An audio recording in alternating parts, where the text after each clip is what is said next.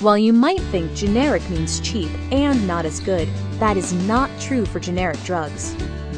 The Food and Drug Administration, which regulates prescription medications, requires generic drugs to be just as safe and effective as their brand name counterparts. Here's what you need to know about generic drugs. They work the same. The FDA says generic drugs must have the same quality, strength, and purity as the brand name drugs they're copying. So even if they look or taste different, generic drugs contain the same active ingredients as the brand name drug, and they have to work the same way in your body and in the same amount of time.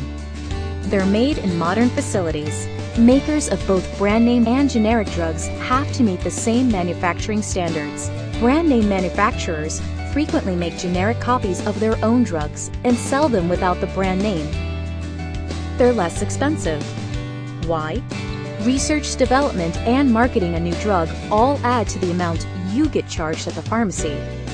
Once a brand name drug is around for a while, it is no longer protected from being copied, and other drug manufacturers can make and sell generic versions, but only after they've been tested and approved by the FDA.